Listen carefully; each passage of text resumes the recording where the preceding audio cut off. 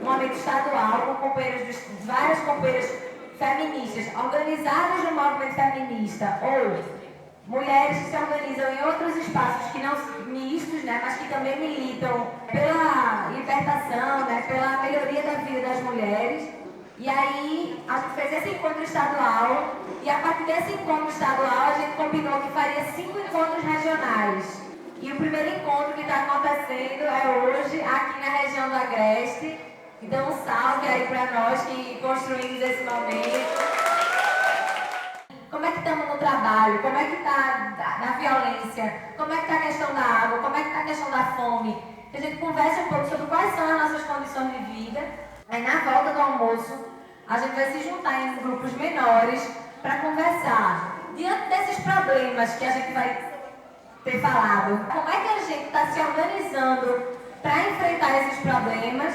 Primeiro, a gente pode olhar para as mulheres no Agreste, ligado muito a essa questão da informalidade, né, do trabalho, das dificuldades do que é estar nesse Agreste em relação, por exemplo, a gente vê que muita mulher sempre está na facção, trabalha com costura, então são muitas mulheres que muitas vezes estão privadas de acesso a UBS porque está o tempo todo trabalhando, então são trabalhos super precarizados, são trabalhos informais. Em relação do trabalho da gente, é uma situação precária através dos empresários que traz a sua mercadoria e eles que dão o preço. A gente não pode cobrar o nosso preço, temos que aceitar, infelizmente, temos que aceitar o preço deles, né, que eles pagam a mercadoria muito barato demais e a gente tem que trabalhar além do normal para poder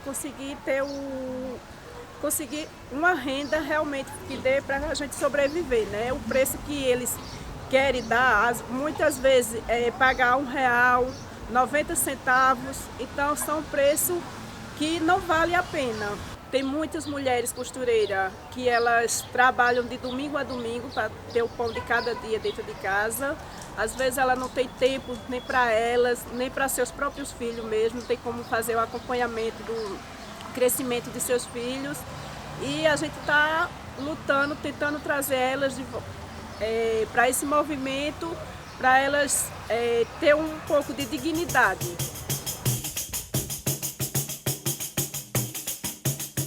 Começar a pensar a Câmara das vereadoras e vereadores. A gente tem aqui em Caruaru 4 vereadoras e quando a gente vai fazer o mapeamento de mulheres que ocupam o legislativo no Agreste, a gente vai contar nas mãos.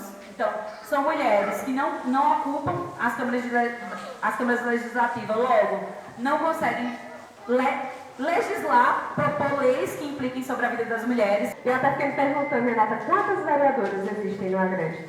Lá em Belo Jardim nós temos 15 vagas na Câmara e todas elas são ocupadas por homens. Historicamente sempre foi assim. Então, quando eu decidi sair como candidata a vereadora em 2020, no meio da pandemia, eu saí pelo PSOL. Era isso que eu queria trazer assim, para a gente refletir também. Como é que os partidos enxergam, inclusive, essa representatividade da gente no interior? Não era nem a questão financeira, mas a questão do apoio moral mesmo, né? Dizer, vamos construir junto, vamos participar dessas construções no município e não houve. Como é importante que a gente observe com quem a gente vota, quem a gente escolhe para colocar lá, né, para nos representar e procurar ter garantia de que a pessoa que vamos colocar lá vai realmente nos representar. Que não vai ser só um título de, tem uma mulher governadora. E essa mulher não fazer ou não apresentar políticas que necessariamente defendam as mulheres, ou os LGBTs, ou os negros, e assim por diante.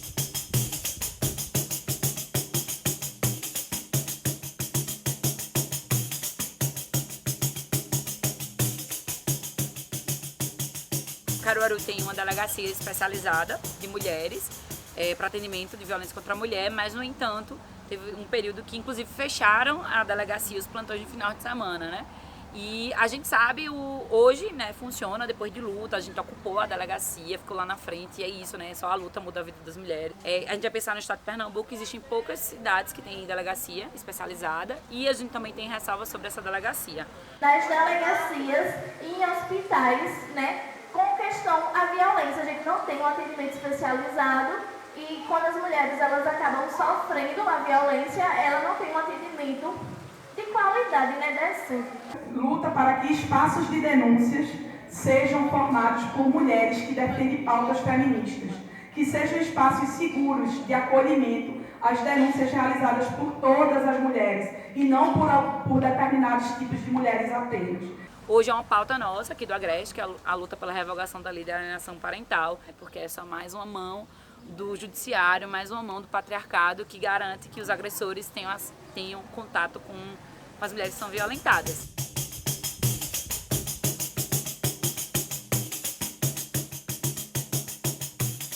Sou de uma comunidade quilombola, sou uma mulher agricultora rural.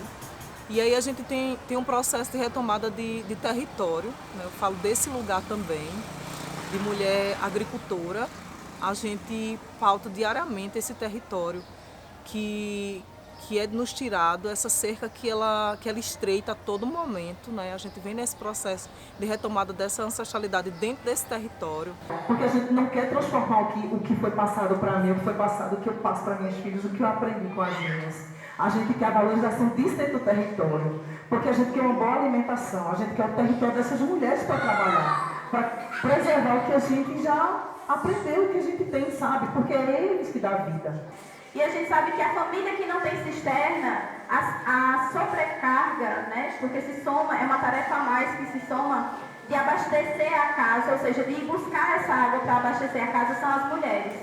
Então, uma família que não tem cisterna é uma sobrecarga a mais para as mulheres. E ainda digo mais, né? Uma família que não tem cisterna, ela não tem segurança hídrica. Se a família não tem segurança hídrica, ela também não tem segurança alimentar. As mulheres estão sempre entre o desemprego e o trabalho precário. E há também a coisa do trabalho doméstico. Então, elas estão desempregadas, mas elas não estão desocupadas. Elas estão trabalhando. E elas estão trabalhando o tempo todo. E aí vem a dimensão do tempo.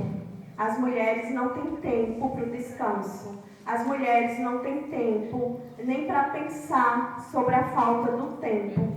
As mulheres não têm tempo quando elas adoecem, né? Como é que eu faço quando eu estou doente e eu preciso parar de trabalhar? Não tem essa possibilidade. Então, a nossa saída, a nossa solução foi essa que nós estamos fazendo hoje. Então, é compartilhar experiências, é ouvir umas às outras, apoiar umas às outras, ou seja, no fim das contas, a saída é o feminismo. A gente falou muito das condições concretas, né? Que todas essas condições, elas têm a ver com 3 palavrinhas, assim, que são o racismo, o capitalismo e o patriarcado. Que são essas estruturas que não importa se a gente mora em Passira, Belo Jardim, Recife, China, Brasil, não importa, nos Estados Unidos, em qualquer lugar do mundo, essas estruturas, o racismo, o patriarcado e o capitalismo, elas são quem ditam o modo de vida. E, claro, em Passira, ela se expressa de uma forma diferente de como ela se expressa em Recife, que é diferente de como ela se expressa nos Estados Unidos. Mas é a mesma lógica que oprime a classe trabalhadora, que oprime as pessoas negras, que oprime as mulheres. Então, a gente precisa lutar pelo CEAM, né, pelo centro de referência da nossa cidade, porque é o que permite que a gente consiga existir, mas a gente precisa lutar para acabar com a violência. A gente precisa lutar para acabar com essa ideia de que os homens são superiores que as mulheres.